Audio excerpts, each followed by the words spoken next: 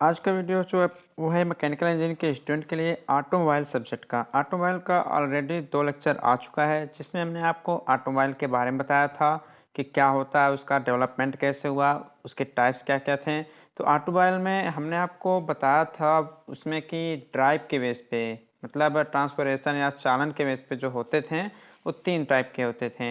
एक आपका front wheel drive, rear wheel drive and all wheel drive.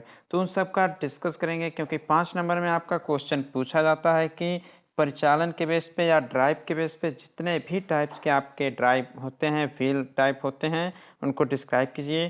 पूरा आपको फिगर से बताया जाएगा और 5 नंबर से आपके एग्ज़ाम में पूछा भी जाता है। तो चलिए आज उसी को हम देखने वाले हैं। तो हम देखेंगे बेस्ड ऑन ड्राइव, मतलब परिचालन के आधार पे कितने प्रकार के होते हैं।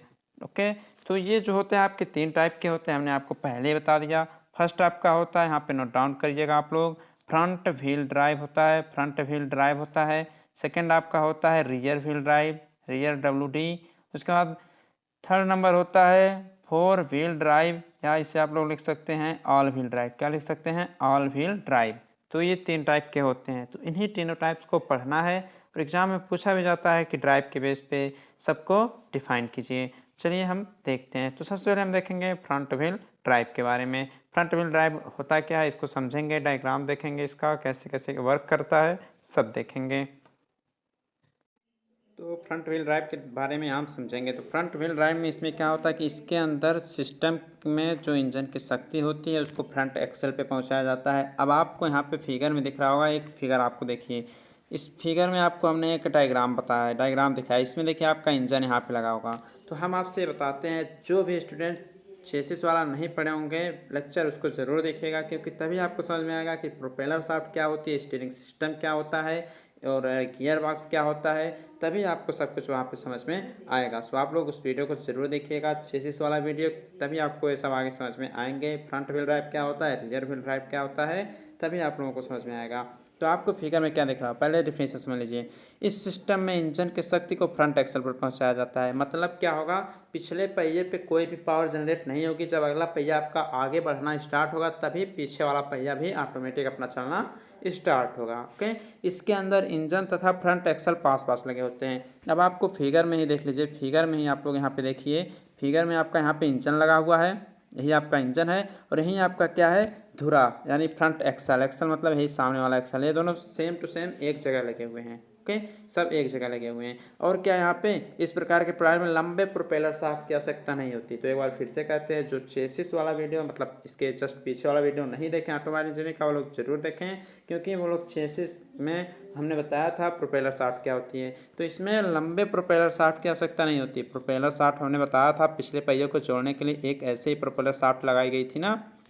तो उसमें हम प्रोपेलर शाफ्ट इसमें क्यों नहीं लगा रहे हैं, क्योंकि हमें पावर इससे अगले पहियों को देना है। पावर इसमें हमें अगले पहिए को देना है, अगले एक्सल को देना है। जब अगला एक्सल घूमेगा तभी तो आपके पीछे वाले पहिए आएंगे आगे। जब आगे वाला पहिया आगे बढ़ेगा तभी तो पीछे वाला भी चलेगा। तो इसमें क्या होता है, हम जो पावर देते हैं वह फ्रंट एक्सल को देते हैं, जिससे पहिया घूमती है, गाड़ी आपकी चलने लगती है। इसमें किसी बहुत लंबे प्रोपेलर शाफ्ट की आवश्यकता नहीं पड़ती, क्योंकि जब इंजन ही है, यहीं पे पावर जनरेट भी हो रहा है, तो यहीं पे छोटा सा लग के एक्सल से आपका जुड़ा रहता है। इसमें स्टीयरिंग सिस्टम के लिए स्थान भी कम, तो इसमें स्टीयरिंग सिस्टम के लिए स्थान भी कम होता है। तो स्थान कैसे कम होता है, अब आपका इंजन भी यहीं लगा है, यहीं पे सब प्रोपेलर शाफ्ट, मतलब आगे ही आपका सब सिस्टम है। अब ऐसा तो है नहीं कि आप जो स्टीयरिंग घुमाते हैं वो आप लोग यहाँ पीछे लगा देंगे, आगे ही तो वो भी लगाना पड़ेगा। तो जब सब सिस्टम आपका आगे ही सेट हो गया है तो क्या होता है कि जब स्टीयरिंग सिस्टम आपका लगाया जाता है तो उसके लिए जगह कम पड़ जाती है, लेकिन तब भी आपका अच्छे से वर्क करना पड़ता है, वर्क करता भी है। तो ये होता है आपका फ्रंट व्हील ड्राइव। इसमें क्या होता है, जो फ्रंट व्हील ड्राइव होता है इसमें चेसिस की जो ऊंचाई होती है, हमने आपको चेसिस पढ़ाया है, चेसिस वाला वीडियो जरूर देखिएगा, उसको शेयर भी करिएगा, इस वीडियो को भी शेयर कीजिएगा। तो आप लोग ध्यान से समझिए फ्रंट व्हील ड्राइव की क्या क्या क्वालिटीज़ हैं, क्या क्या इसके लाभ होते हैं, इसमें क्या क्या लिखना है, आपको सब समझ में आएगा। जो लिखा गया इसको तो समझाया हमने, साथ में हम आपको ये भी बताते हुए चल रहे हैं कि इसमें जो चेसिस होती है उसकी ऊंचाई कम होती है, चेसिस होती है उसकी ऊंचाई कम होती है। इस प्रणाली में क्या होता है कि गाड़ी जो होती है कम फिसलन खाती है। जैसे कि गाड़ी आप पावर आगे वाला ही जनरेट करेगा, तो आगे वाला जब आगे बढ़ेगा तो पीछे वाला ऑटोमेटिक आएगा। वैसे क्या होता है, जो रियर होते हैं, जो पीछे वाले में पावर जनरेट करते हैं, तो पीछे वाला जब मतलब आगे बढ़ने की कोशिश करे तभी आगे वाला जाएगा, लेकिन इसमें आगे वाला खींचता है तो पीछे वाला ऑटोमेटिक पहिया चलने लगता है। आपको यहाँ एक और डायग्राम दिखाया गया है, इसमें भी देख लीजिए, आपके दोनों पहिए यहाँ पे लगे हुए हैं। इसमें आपका ही आगे इंजन है, इसमें आपका यहाँ पे सब ट्रांसमिशन सिस्टम सब कुछ आगे ही इसमें लगाया जाता है फ्रंट व्हील ड्राइव में। तो फ्रंट व्हील ड्राइव के बहुत सारे दोष भी होते हैं, बहुत सारी इसकी सीमाएं भी हैं, तो वो क्या होती हैं उसको भी समझाते हैं। देखिए, फ्रंट व्हील ड्राइव तो एक तरह से अच्छा है ही, लेकिन इसके साथ ये होता है कि स्टीयरिंग प्रणाली का सबसे पहले कम स्थान होता है। सबसे पहले तो ये बात हो गई। और दूसरी क्या होती है कि जब हम किसी प्लेन रोड पे चलते हैं, क्या होता है जब किसी भी प्लेन रोड पे हम चलते हैं तो आगे का भार पहले से बहुत अधिक होता है। तो जब आगे का भार पहले अधिक होगा, जब हम स्टीयरिंग सिस्टम अपना घुमाएंगे तो उस पर लोड अधिक पड़ेगा। ओके, तो ये सब थोड़े बहुत इसके दोष होते हैं जिसे आप लोग डिफाइन कर सकते हैं। तो आपका ये हो गया फ्रंट व्हील ड्राइव। तो सिंपल में समझ में आ गया होगा आपको फ्रंट व्हील ड्राइव। आगे आपको दिखाते हैं रियर व्हील ड्राइव। क्या है आपका रियर व्हील ड्राइव, मतलब पिछले पहिए में जो पावर जनरेट होती है उसको। फ्रंट व्हील ड्राइव की कुछ गाड़ियों के नाम भी आप लोग एग्जाम्पल के तौर पर लिख सकते हैं। टोयोटा की जितनी गाड़ियाँ होती हैं, जिसमें कोरोला, कैरिना ये सब होता है, निसान लिख दीजिएगा, होंडा लिख दीजिएगा, और हुंडई की गाड़ियाँ भी इसमें आ जाती हैं। जैसे कंपनियां अलग अलग हैं उसके अंतर्गत अनेक, जैसे होंडा में एक गाड़ी तो है नहीं, बहुत सारी गाड़ियाँ होती हैं, तो ये सब फ्रंट व्हील ड्राइव के बेस पे ही चलती हैं। ओके, नेक्स्ट आपका आता है रियर व्हील ड्राइव। तो रियर व्हील ड्राइव का मतलब क्या होता है? रियर व्हील ड्राइव का मतलब होता है पश्च पहिया चालन होता है, हिंदी में पश्च पहिया चालन आप इसे बोल सकते हैं। इसमें क्या होता है, इसमें इंजन आपका आगे तो लगा होता है, फिगर में आप लोग देखिएगा, फिगर में आपको भी हम बताते हैं, दोनों फिगर समझाएंगे। इंजन देखिए इसमें आगे लगा है, उसमें भी इंजन आगे ही लगा रहता था, लेकिन अब ये पश्च पहिया मतलब पावर जनरेट होकर पिछले पहिए को भेजी जाएगी। पिछले पहिए को किससे जाएगी? यहाँ पे एक प्रोपेलर शाफ्ट लगाया गया है, देख लीजिए, हमने आपको पहले ही बताया चेसिस में ये सब पढ़ाया गया है। तो इसमें क्या होता है, डिफरेंशियल पीछे लगा होता है और इंजन आगे लगा होता है। डिफरेंशियल आपका उसमें भी लगा होता था, लेकिन अगले वाले एक्सेल पे लगा होता है। डिफरेंशियल का क्या काम होता है? डिफरेंशियल ये होता है जो कि प्रोपेलर शाफ्ट के माध्यम से एक्सेल को घुमाता है। जब एक्सेल घुमाता है तो पहिया आपका आगे चलता रहता है। तो डिफरेंशियल क्या होता है, प्रोपेलर शाफ्ट क्या होता है, ये सब 5-5 नंबर के क्वेश्चन पूछे जाते हैं जो कि आने वाले चैप्टर्स में आपको पढ़ने को मिलेंगे।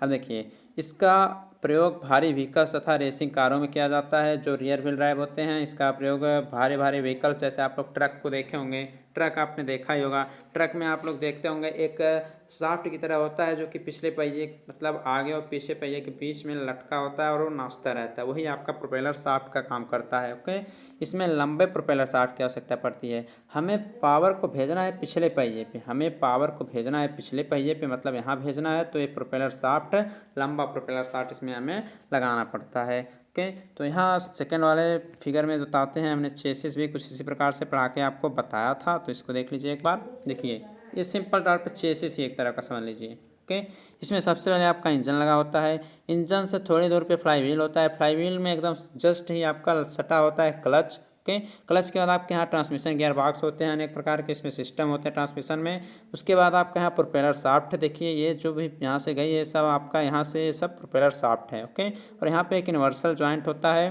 ओके, फिर यहाँ से जाएंगे तो ये आपका डिफरेंशियल होता है जो कि क्या करता है, जब प्रोपेलर शाफ्ट घूमते हैं तो डिफरेंशियल पे पावर जाता है और वह आपका जो एक्सल है पिछला वह चलना स्टार्ट हो जाता है। तो आपका ये क्या है, फ्रंट इंजन का मतलब फ्रंट इंजन मतलब इंजन आगे लगा हुआ है, लेकिन रियर व्हील ड्राइव पावर जो जा रही है वह पिछले पहिए पे जा रही है। इसमें जब पिछला पहिया चलेगा तभी आपका अगला वाला पहिया आगे जाएगा। और फ्रंट वाले में क्या होता था कि जब अगला पहिया आगे जाता था तो पीछे वाला पहिया ऑटोमेटिक आपका आगे चलता था।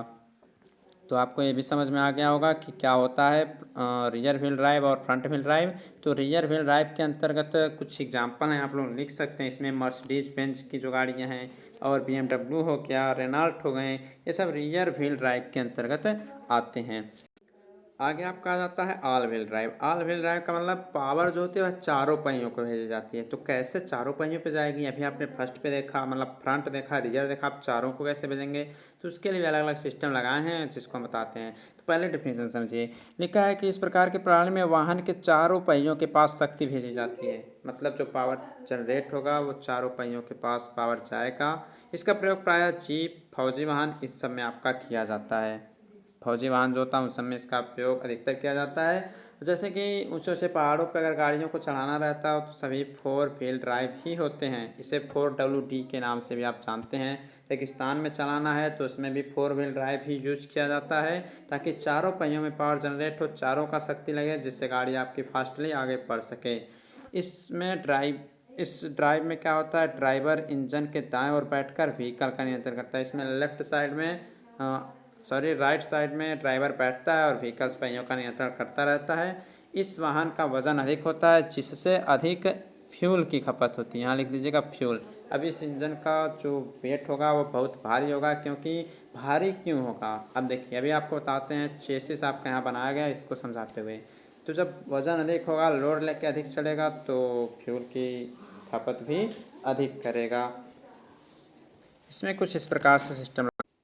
तो 4 व्हील ड्राइव को हम इससे समझेंगे। इस डायग्राम से आपको थोड़ा अच्छे समझ में आएगा। वही डायग्राम है, बस इसको थोड़ा जूम आउट करके समझाने वाले हैं। देखिए इस सिस्टम में क्या होता है, 4 व्हील ड्राइव में अभी तक आप ये देखते थे कि जो प्रोपेलर शाफ्ट लगी होती थी, प्रोपेलर शाफ्ट जो या तो आगे लगती थी या आगे से आपके पीछे जाती थी। लेकिन इसमें प्रारंभ से डिफरेंशियल्स, फर्स्ट डिफरेंशियल यानी फ्रंट वाले से जुड़ के लास्ट वाले डिफरेंशियल से आपका इसमें प्रोपेलर शाफ्ट को जोड़ दिया गया है। अब देखिए जब प्रोपेलर शाफ्ट आपकी घूमेगी तभी आपकी चाहे वो फ्रंट एक्सल रहे चाहे वो आपके रियर एक्सल रहे, दोनों तभी चलना स्टार्ट होंगे। तो हमें घुमाना किसको, हमें घुमाना है प्रोपेलर शाफ्ट को। तो प्रोपेलर शाफ्ट कैसे घूमेगी, देखिए इंजन आपका, इसमें जो इंजन वगैरह सिस्टम, गियरबॉक्स, ट्रांसमिशन सिस्टम है, इसको थोड़ा साइड में लगाया जाता है। प्रोपेलर शाफ्ट को एकदम बीच में लगाया जाता है।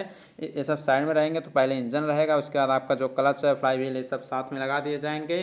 गियर बॉक्स रहेगा जिसमें अनेक प्रकार के खांचे इकट्ठे होते हैं। वहाँ से एक खांचा कुछ इस प्रकार से बनाया जाता है, कुछ इस प्रकार से स्लॉट्स उसमें बनाए जाते हैं कि प्रोपेलर शाफ्ट में भी वो खांचा जो लगता है, स्लॉट जो लगता है, अच्छी प्रकार से बैठ सके, जिससे कि इंजन जब चले, इंजन स्टार्ट हो, फ्लाई व्हील घूमना स्टार्ट हो जाए, पावर जब जनरेट हो जाए, तो वो इन सभी स्लॉट्स के माध्यम से प्रोपेलर शाफ्ट भी जाए। तो प्रोपेलर शाफ्ट आपकी कैसी है, प्रोपेलर शाफ्ट आपकी आगे भी जुड़ी है और पीछे भी जुड़ी है। अर्थात जब वो प्रोपेलर शाफ्ट घूमेगी, आपकी प्रोपेलर शाफ्ट चाहे जैसे अगर घूमेगी, तो क्या होगा, पावर जो है अगले वाले को मिलेगा और पिछले वाले को, दोनों को सेम मिलेगा। इसके पहले क्या होता था, इसके पहले ये होता था कि प्रोपेलर शाफ्ट या तो पीछे वाले को जोड़ रही थी या आगे वाले को जोड़ रही थी। जैसे फ्रंट में देखा ओनली आगे लगा था, रियर में देखा कि आपका पीछे लगा था, लेकिन इसमें शुरू से लेकर लास्ट तक दोनों लगा हुआ है। तो यही था पूरा आपका ऑल व्हील ड्राइव का संरचना। तो इसको आप लोग डायग्राम भी बना लीजिएगा, और ये चेसिस टाइप का एक डायग्राम यहाँ पे आपको दिख रहा होगा, इसको आप लोग ज़रूर बनाइएगा। ये वाला डायग्राम, इसको ज़रूर आप लोग बनाइएगा। इस प्रकार से हमने चेसिस को भी आपको पढ़ा के समझाया था।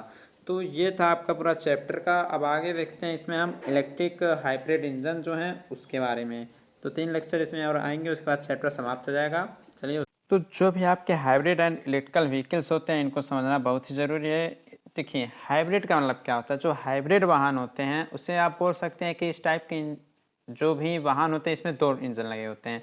अब 2 इंजन का मतलब क्या हो गया, इसमें आपका एक इंजन रहेगा जो आपका पेट्रोल या डीजल से चलेगा, इसमें एक इंजन रहेगा जो आपका पेट्रोल या डीजल से चलेगा, और दूसरा जो रहेगा वो किसके रहेगा, इलेक्ट्रिक मोटर का होता है। मतलब इसमें एक इंजन पेट्रोल या डीजल से चलेगा, जो दूसरा इलेक्ट्रिक से चलेगा। ठीक, इसी को हम क्या बोल सकते हैं, इसी को हम बोल सकते हैं हाइब्रिड बोल सकते हैं। इससे क्या होता है, दोनों जो इंजन होते हैं इससे क्या होता है, इस टेक्निक को लगाने से ये होता है कि ये जो होते हैं या दोनों तरह के इंजनों को पावर देते हैं। जैसे कि अगर मान लीजिए पेट्रोल वाले से काम करना चाह रहे हैं तो पेट्रोल वाला चलेगा, इलेक्ट्रिक वाला तो इलेक्ट्रिक वाला चलेगा। आजकल तो सीएनजी मतलब गैस वाले भी सभी सिस्टम लग गए हैं, तो सब भी हम अभी आपको आगे बताते हैं। इसमें क्या होता है कि जो भी आपके हाइब्रिड वाहन होते हैं इससे प्रदूषण आपका कम होता है, और ये सब क्या होता है, इससे आपके फ्यूल की या ईंधन की खपत भी बहुत ही कम होती है। और इसके कुछ नुकसान भी होते हैं। इसके बहुत सारे नुकसान ये होते हैं कि मान लीजिए प्रेजेंट टाइम में हाइब्रिड कार की जो बैटरी लाइफ है वह अधिक नहीं होती है।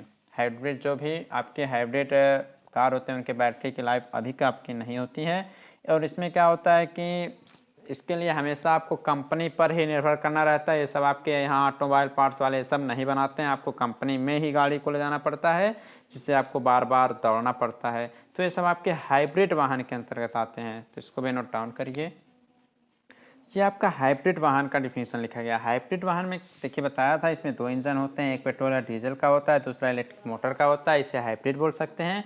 और पहियों की जो मोटर होती है अगर किसी दूसरे विद्युत ऊर्जा से अगर उसे चलाया जाए तो उसे हम हाइब्रिड वाहन कहते हैं। हाइब्रिड वाहन क्यों कहेंगे, अभी तक आप हाइब्रिड कहते थे, अब हाइब्रिड वाहन क्यों कहने लगे, क्यों कहने लगे, क्योंकि डीजल से तो आपका जनरेटर स्टार्ट हुआ है, उसके बाद पावर दे के उसके पहियों को घुमा रहा है, तो इसे हम लोग हाइब्रिड वाहन बोलेंगे। बताया था प्रदूषण भी कम होते हैं और ईंधन की खपत भी कम होती है।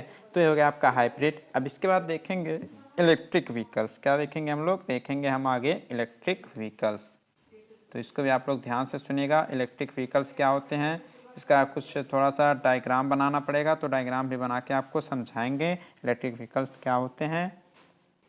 जो आपका हाइब्रिड इलेक्ट्रिक व्हीकल होता है ये क्या करता है, ये जो होता है एक हाइब्रिड इलेक्ट्रिक वाहन जो होता है वह एक गैसोलीन इंजन तथा इलेक्ट्रिक इंजन मोटर को जोड़कर बनाया जाता है। गैसोलीन इंजन और इलेक्ट्रिकल इंजन मोटर को जोड़ के बनाया जाता है।